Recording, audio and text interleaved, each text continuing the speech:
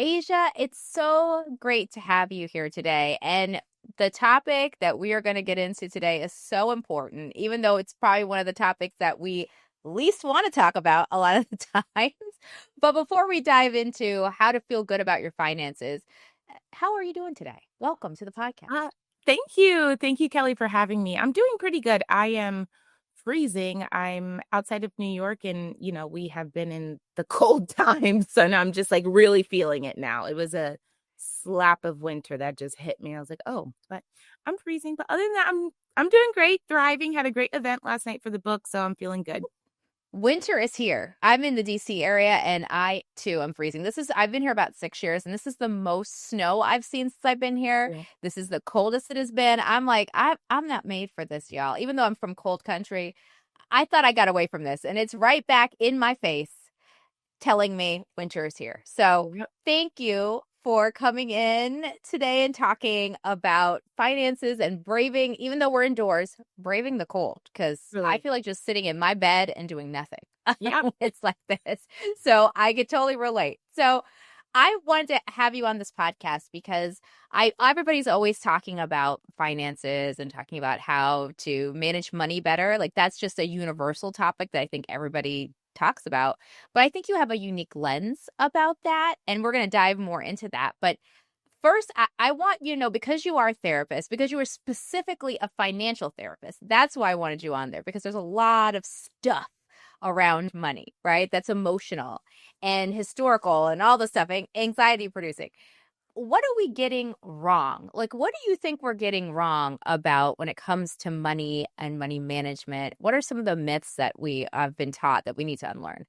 Yeah. So the first thing that came to mind when you asked, like, what are we getting wrong? Honestly, was that we make this assumption that everybody else is doing it right. Everybody else has got it, and that you are the only person who feels weird or like you don't know enough or that you're getting it wrong. So the first thing I will say is like debunk the myth that everybody else knows exactly what they're doing when it comes to money.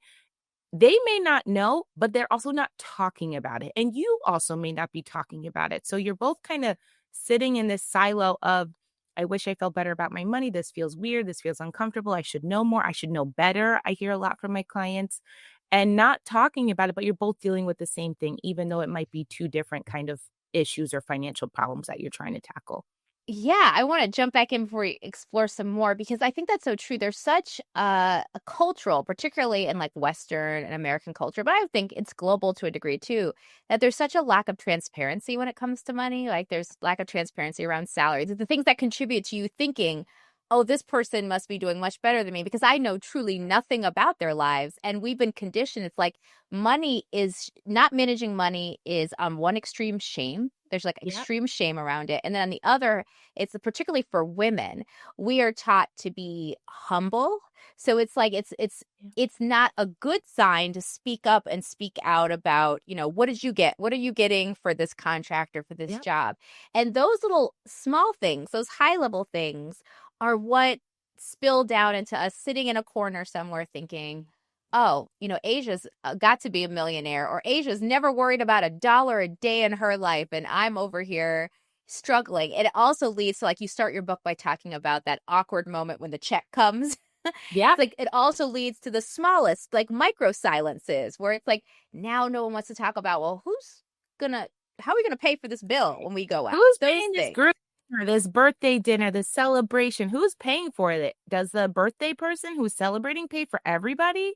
Do we split the check and pay for them too? How do we navigate this? And now, somebody's sipping their martini and you're drinking your water and like thinking to yourself, like, what the hell is going on?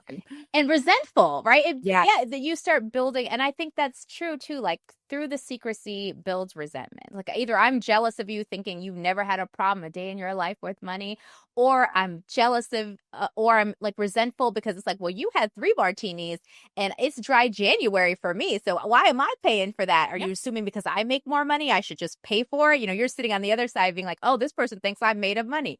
So I do think you're right. I think that is one thing we get wrong for sure. Is there anything else that we're getting wrong, or there's any other myths that we have to unlearn?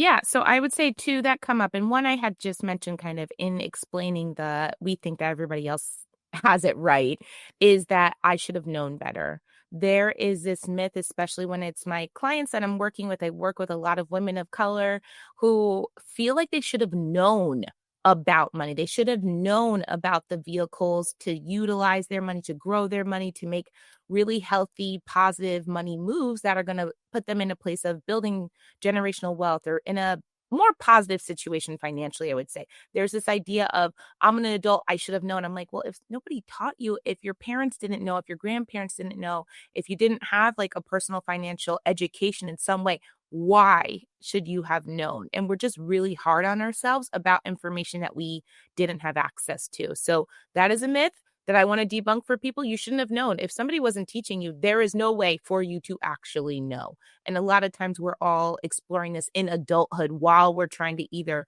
navigate a weird money situation or get out of some, potential money mistakes that we made in the past. So that can be really complicated for us.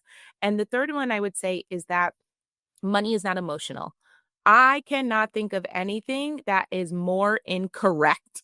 I know as humans, we want to pretend, hey, we can be a robot. I can put my head down. It's just the numbers. I don't care. It's not just the numbers. Money is important. We need it to survive. We need to pay our bills. We need to make sure that we are secure, that we're safe, that we, have clothing, have food. And I can't think of anything that's more emotional than making sure your basic needs are met or making sure that your family's basic needs are met.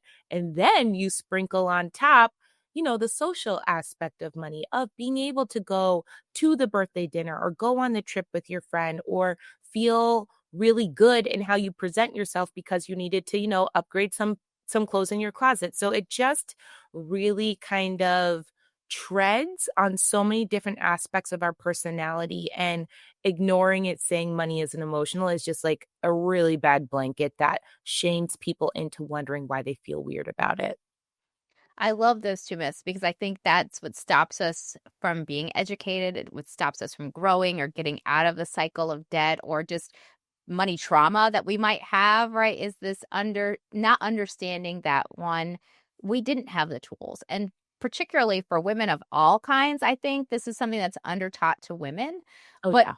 women of color and cultural context, like I think about my upbringing and how, my father was raised in the segregated South. Like desegregation happened while he was in high school.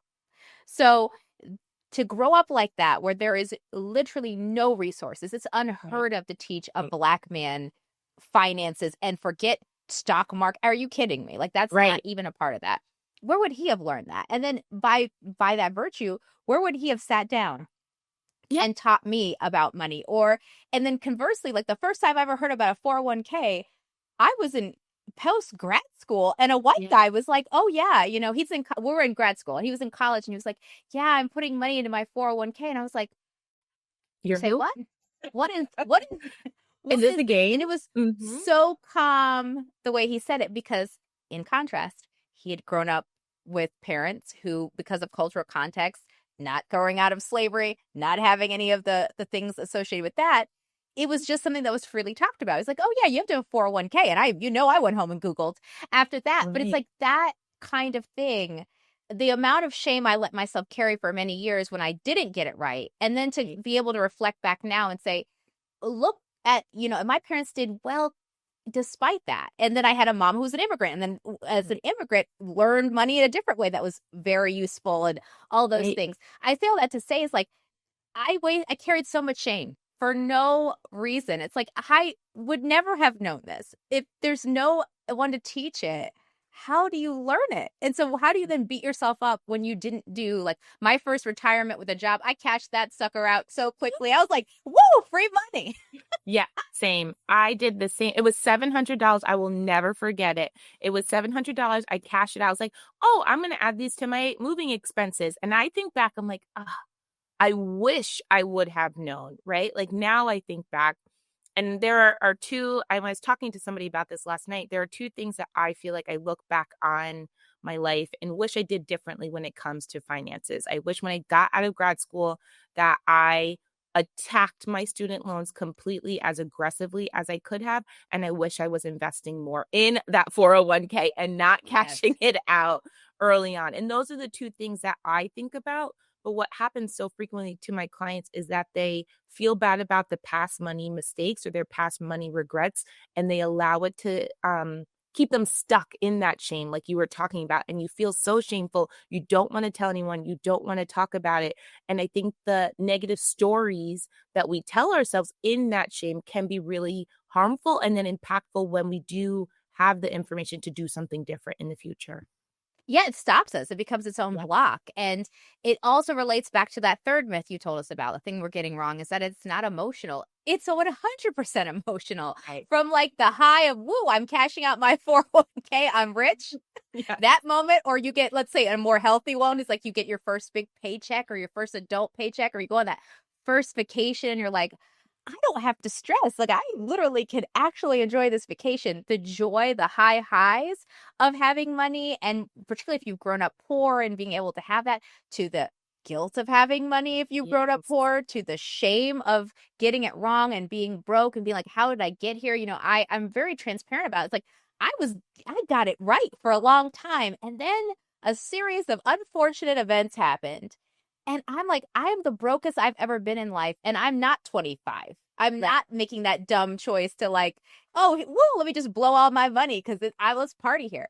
And the Yeah. shame of that, being like, I'm a fully grown adult who's got to dig themselves out of debt I didn't Yeah. think I would get into. All of that's emotions. All of Yeah. that it's less about the anxiety of the total that you might owe or whatever that is, and more about just the fact that it's so emotional Yeah. to see it. It's what it brings up, and it either stops you from moving forward, or hopefully what we're going to talk about is it propels you to move forward. Right, exactly, and then we don't talk about it. So, that's definitely what I was aiming to just bring up for people when I wrote Feel Good Finance. I wanted people to realize, what, you're not alone. Like, I promise you, you are not alone. And the second you start breaking out of that chain to have these conversations and understand why you are talking to yourself that way, and understanding why you may have made some of the kind of money decisions in the past, is only gonna help you in the future. Yes. Perfect place to start is like, as we close out this segment, more to come with you, Asia. This is such a great beginning conversation. But we close it with, it's okay. Like, give yourself permission to let go of the shame and to let go of it to be able to move forward.